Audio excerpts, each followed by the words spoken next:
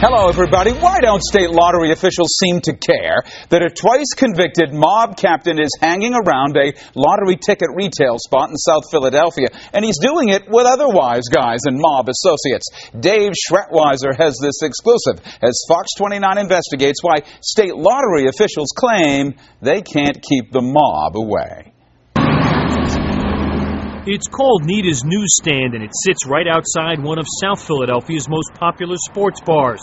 From morning till night, you can buy newspapers, a cold drink, magazines, and of course, lottery tickets, courtesy of a state-licensed lottery retailer. Nita's Newsstand, South Philadelphia, off Packer Avenue. The newly issued lottery license belongs to the wife of mob captain and twice-convicted federal racketeer John Cianglini. She's squeaky clean and has no criminal record, but he served 2 stints in federal prison. A local wise guy, once accused but acquitted of murdering the brother of a government witness.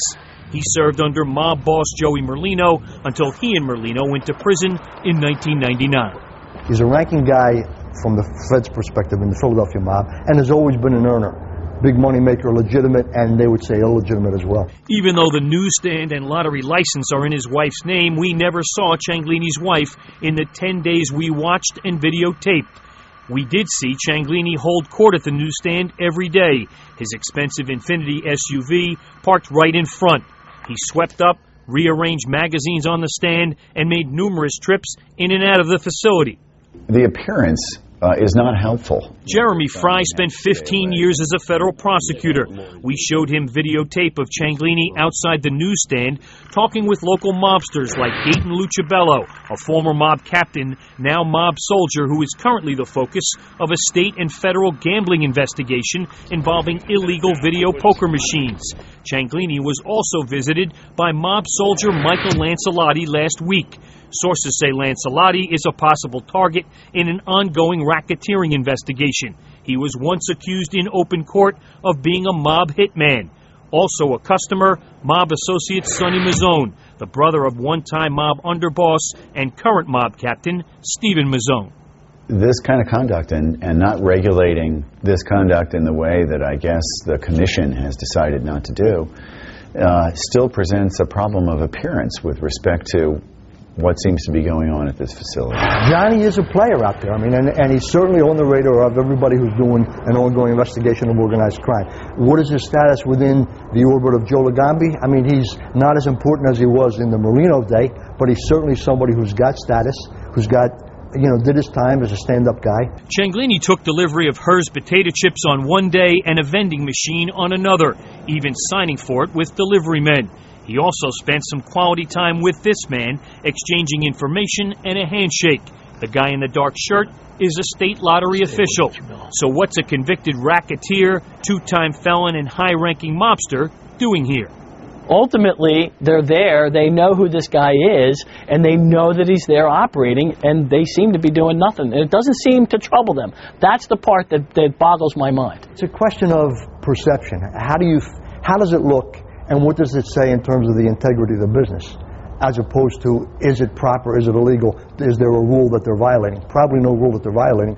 We took our questions about John Cianglini to state lottery officials in Harrisburg. They refused our request for an on-camera interview, but did confirm that Cianglini's wife does indeed hold the state lottery license.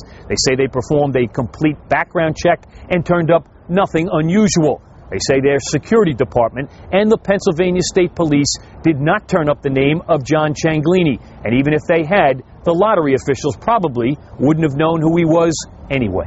It boggles my mind that they would run a criminal background check and couldn't find that this woman was married to a guy who was a mobster, and 2, that even if they found that out, that as I understand it, they may not even have done anything at that point. On the surface, you say, how can this be? Why should it be?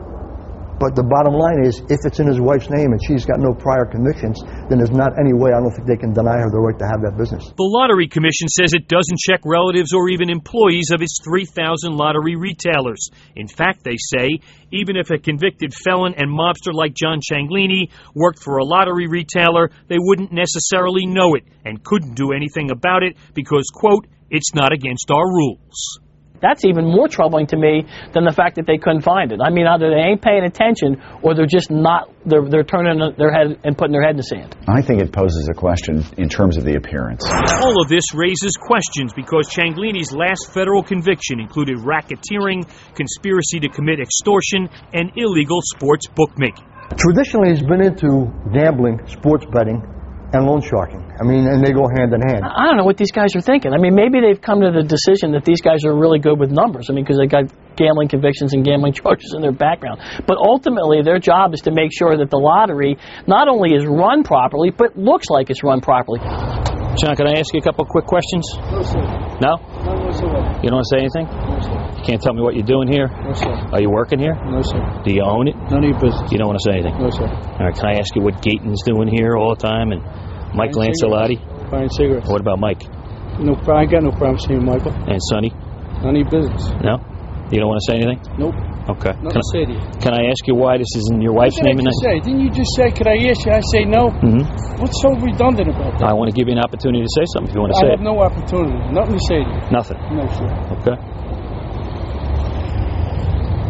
You two, you done with that? It's ridiculous. We're done. These are ridiculous. Come on. We're done. Get out. We're done. Get out. Okay. After we asked state lottery officials about Cianglini, we received 2 emails from Cianglini's wife saying she'd been tipped off to the undercover investigation about John Cianglini's role there. She accused us of trying to sabotage the business and said, quote, "I'm sick of you. Stay away from me." In South Philadelphia, Dave Stratweiser, Fox 29 News.